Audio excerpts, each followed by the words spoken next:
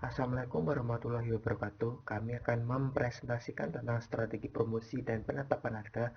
Kelompok kami terdiri dari pertama Abirama Arya Putra dengan NPM 190076, yang kedua Prabastia Savitri dengan NPM 190205, ketiga Muhammad Rihan Gada dengan NPM 190085, dan terakhir saya sendiri Muhammad Taufik Kayani 180044. Selanjutnya, strategi promosi. Strategi promosi adalah perencanaan, implementasi, dan pengendalian komunikasi dari suatu organisasi kepada para konsumen dan sasaran lainnya. Fungsi promosi dalam bauran pemasaran adalah untuk mencapai berbagai tujuan komunikasi dengan setiap konsumen. Komponen-komponen strategi promosi yang pertama adalah iklan, yang kedua penjualan langsung, yang ketiga promosi penjualan, dan yang terakhir adalah publisitas. Pengembangan strategi promosi, pasar sasaran, dan strategi penentuan posisi menuntun keputusan-keputusan promosi. Strategi promosi mencakup penentuan, yang pertama tujuan komunikasi, yang kedua perencanaan komponen-komponen pembentuk bauran promosi, ketiga anggaran promosi, keempat strategi setiap komponen bauran. Selanjutnya tujuan komunikasi. Tujuan komunikasi membantu menentukan bagaimana iklan, penjualan perorangan, dan promosi penjualan digunakan dalam pemasaran. Maka tahap-tahap proses keputusan seorang pembeli ada 5 poin. Yang pertama, pengenalan kebutuhan. Yang kedua, pengumpulan informasi. Yang ketiga, evaluasi alternatif. Yang keempat, keputusan membeli. Dan yang terakhir, kegunaan produk. Tujuan-tujuan promosi. 1. Melahirkan atau meningkatkan kesadaran pembeli akan suatu produk atau merek. 2. Mempengaruhi setiap pembeli terhadap suatu produk atau merek. 3. Meningkatkan preferensi pembeli terhadap merek dalam suatu segmen yang ditargetkan. 4. Meraih peningkatan penjualan dan pangsa pasar untuk konsumen sasaran khusus dan proyek sasaran. 5. Melahirkan keinginan kembali untuk membeli suatu merek. 6. Mendorong pembeli untuk mencoba suatu produk baru. 7. Menarik konsumen-konsumen baru. Peranan komponen-komponen bauran promosi. Tujuan dari sebuah promosi dapat dikaitkan dengan peran khusus setiap komponen dalam bauran pemasaran. Contoh, 1. Armada penjualan berperan untuk memperoleh penjualan. 2. Iklan berperan sebagai strategi promosi. 3. Penjualan perorangan berkontribusi dalam mendorong pengecer agar mau menyediakan produk baru. Perlu diketahui seberapa besar kontribusi dari setiap komponen promosi agar mudah menetapkan anggaran promosi. Pendekatan penganggaran. Untuk menentukan keseimbangan optimal antara pemasukan dan pengeluaran promosi, karena faktor-faktor lain di luar promosi juga mempengaruhi penjualan. Untuk membedakan dampak promosi diperlukan analisis dengan menggunakan teknik-teknik penganggaran yang lebih praktis. Metode ini mencakup 1. Tujuan dan tugas, 2. Persen penjualan, 3. Paritas persaingan, 4. All you can afford, 5. Model-model penganggaran. Peranan iklan dalam strategi promosi. Dalam sebuah penelitian yang menggunakan data PIMS menunjukkan bahwa perusahaannya menghabiskan setidaknya 0,01% dari hasil penjualannya untuk iklan dan promosi memiliki ciri-ciri sebagai berikut. 1. Produk-produknya standar. 2. Banyak pengguna akhir. 3. Jumlah pembelinya kecil. 4. Jasa bantuannya penting. 5. Penjualan melalui organisasi-organisasi saluran. 6. Produk-produk dengan harga premi. 7. Margin kontribusi pabriknya tinggi. 8. Pangsa pasarnya relatif kecil dan kapasitas pembelinya surplus. 9. Jumlah penjualan dari produk-produk barunya tinggi. Keunggulan dan kelemahan promosi penjualan.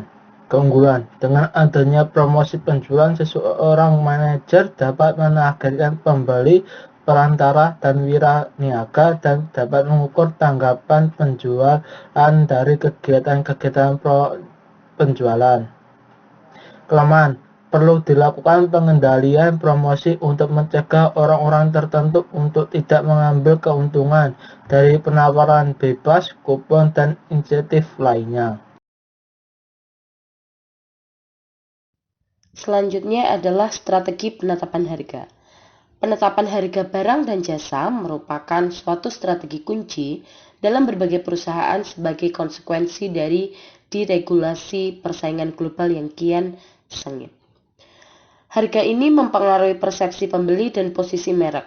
Harga menjadi suatu ukuran tentang mutu produk bila pembeli mengalami kesulitan dalam mengevaluasi produk-produk yang kompleks. Peran strategi harga. Hal yang penting adalah memperkirakan bagaimana konsumen atau pembeli ini akan menanggapi harga untuk suatu produk ataupun jasa. Harga dalam bauran pemasaran berperan penting dalam strategi pemasaran tergantung pada pasar sasaran, produk, dan juga strategi distribusi yang dipilih. Pemilihan strategi mengenai produk dan distribusi menetapkan pedoman untuk strategi harga maupun strategi promosi. Mutu dan ciri produk, tipe, saluran distribusi, para pengguna akhir yang dilayani, dan fungsi-fungsi perantara semua membantu menetapkan tarif harga. Situasi penetapan harga. Situasi penetapan harga ini berguna untuk menentukan bagaimana sebaiknya menetapkan suatu harga produk baru yang seringkali terdapat kelenturan dalam memilih harga. Lalu untuk mengevaluasi kebutuhan untuk menyesuaikan harga karena adanya kekuatan eksternal dan perubahan dalam daur hidup produk itu sendiri. Lalu selanjutnya adalah mengubah strategi penentuan posisi yang mensyaratkan modifikasi terhadap strategi harga yang sekarang. Dan yang terakhir adalah menanggapi tekanan-tekanan dari perang harga dan ancaman-ancaman persaingan lainnya yang ada. Manfaat strategi penentuan posisi harga antara lain adalah sebagai isyarat bagi pembeli yang harga merupakan alat komunikasi dengan pembeli, dan juga harga ini cukup diterima oleh pembeli dan merupakan dasar perbandingan di antara merek-merek. Harga mungkin digunakan untuk memposisikan merek sebagai produk bermutu tinggi atau bahkan sebaliknya. Lalu yang kedua adalah instrumen persaingan. Harga merupakan suatu cara yang cepat untuk menyerang persaingan atau kemungkinan lain untuk memposisikan suatu perusahaan di luar persaingan langsung. Yang ketiga adalah memperbaiki kinerja keuangan. Harga dan biaya menentukan kinerja keuangan. Strategi penetapan harga ini dinilai berdasarkan dampak yang mungkin ditimbulkan terhadap neraca keuangan perusahaan tersebut, baik dalam jangka pendek maupun jangka panjang. Lalu yang terakhir adalah pertimbangan bauran pemasaran. Harga merupakan substitusi bagi usaha penjualan iklan dan mutu produk. Selain itu, harga dapat digunakan untuk memperkuat kegiatan ini dalam program pemasaran. Tujuan penetapan harga. Di sini ada 6 poin tujuan penetapan harga. Yang pertama adalah profit maximization pricing atau memaksimalkan keuntungan yang bertujuan untuk mencapai keuntungan yang maksimal. Lalu yang kedua adalah market share pricing atau penetapan harga untuk merebut pangsa pasar.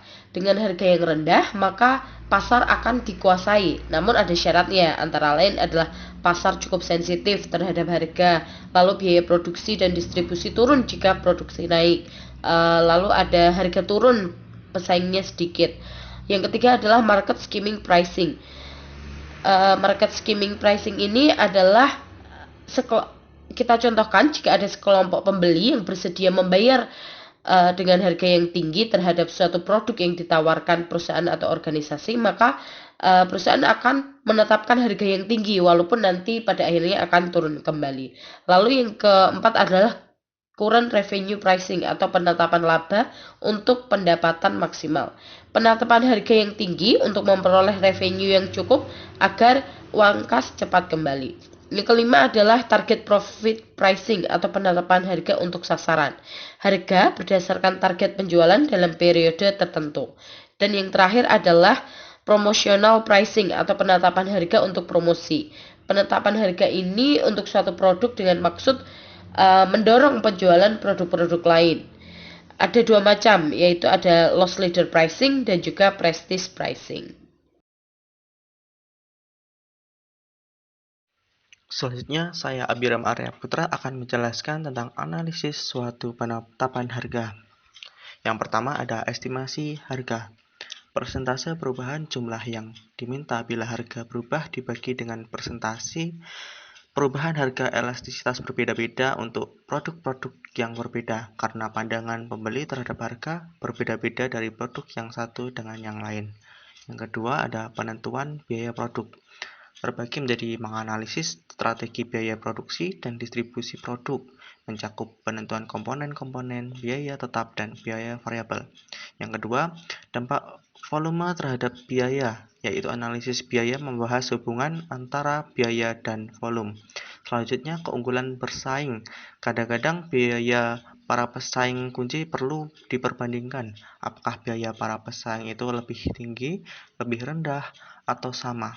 Selanjutnya pengaruh pengalaman, yaitu pengalaman atau analisis kurva pembelajaran bahwa biaya dan harga untuk berbagai produk cenderung turun. Selanjutnya ada analisis persaingan. Terbagi menjadi 1. Penentuan struktur harga. Kedua, menganalisis hubungan antara biaya dan volume. Ketiga, menganalisis keunggulan bersaing. Keempat, mengestimasi dampak pengalaman atas biaya. Dan kelima, menentukan rentang kendali atas biaya. Selanjutnya ada penilaian terhadap hambatan hukum dan etika.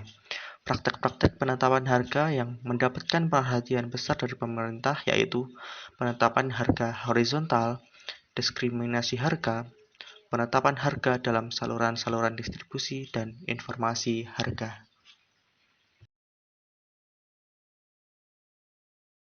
Selanjutnya yaitu pemilihan strategi penetapan harga. Ada 3 strategi penetapan harga. Yang pertama yaitu fleksibilitas harga. Yang kedua, memutuskan bagaimana memposisikan harga dikaitkan dengan biaya dan apakah hal itu dapat digunakan sebagai dasar untuk menentukan harga. Yang ketiga adalah memilih strategi bersaing dan penentuan posisi.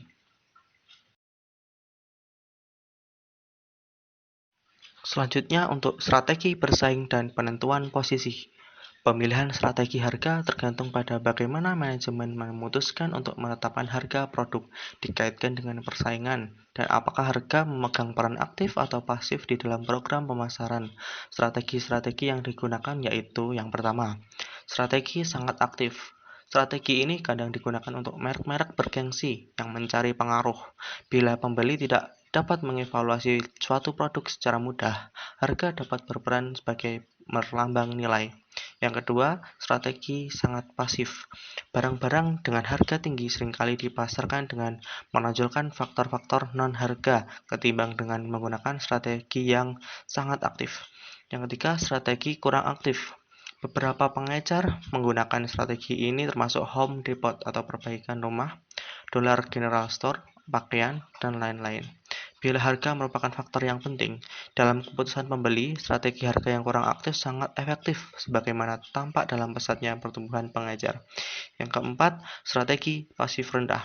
Strategi ini mungkin digunakan oleh pabrikan yang produk-produknya mempunyai ciri-ciri biaya yang lebih rendah dibandingkan dengan para pemasok lainnya. Dengan tidak menekankan suatu harga yang rendah, perusahaan berjalan lebih aman sehingga calon-calon pembeli akan menganggap mutu produk tersebut lebih rendah dengan merek-merek yang lain. Selanjutnya, penetapan harga dan kebijakan khusus. Langkah terakhir dalam pengembangan strategi penetapan harga adalah memilih harga dan kebijakan khusus untuk membantu mengelola strategi penetapan harga. Penetapan harga khusus adalah perlu untuk menetapkan suatu harga khusus untuk setiap butir produk atau memberikan suatu metode perhitungan harga untuk salah satu transaksi antar pembeli dan penjual. Banyak metode yang digunakan pendekatan untuk perhitungan harga. Yang pertama ada pendekatan yang berorientasi pada biaya, yang kedua pendekatan yang berorientasi pada kompetisi, dan yang ketiga pendekatan yang berorientasi pada permintaan. Yang selanjutnya ada pertimbangan penetapan harga khusus. Beberapa situasi penetapan harga khusus mungkin terjadi dalam industri, pasar, dan lain-lain. Yang pertama, segmentasi harga. Harga digunakan dalam beberapa pasar untuk menarik segmentasi segmen pasar tertentu. Perusahaan produk industri menggunakan besarnya diskon sebagai jawaban terhadap perbedaan jumlah barang yang dibeli oleh konsumen. Perbedaan elastisitas harga mungkin perlu untuk menarik segmen yang berbeda. Yang kedua, penetapan harga saluran distribusi. Strategi penetapan harga oleh para pabrikan yang menggunakan orang-orang perantara pemasaran mencakup pertimbangan mengenai kebutuhan harga oleh para anggota saluran. Strategi yang digunakan oleh produsen harus memungkinkan adanya fleksibilitas dan insentif yang perlu untuk mencapai tujuan penjualan. Yang ketiga, fleksibilitas harga. Pertimbangan penting lainnya adalah menentukan fleksibilitas harga tersebut, apakah harga mati atau dapat dinegosiasi antara penjual atau pembeli. Penetapan harga daur hidup produk. Sebagian perusahaan mempunyai kebijakan sebagai pedoman penetapan harga daur hidup produk. Tergantung pada tahapan di dalam daur hidup produk, harga suatu produk tertentu atau seluruh lini produk mungkin didasarkan pada pangsa pasar, daya laba, arus kas, atau tujuan lainnya. Dalam banyak pasar produk, harga cenderung turun ketika produk itu menjalani daur hidupnya. Sekian presentasi dari kelompok kami. Bila ada kekurangan atau kesalahan dalam mengucapkan kata, kami mohon maaf yang sebesar-besarnya. Wassalamualaikum warahmatullahi wabarakatuh.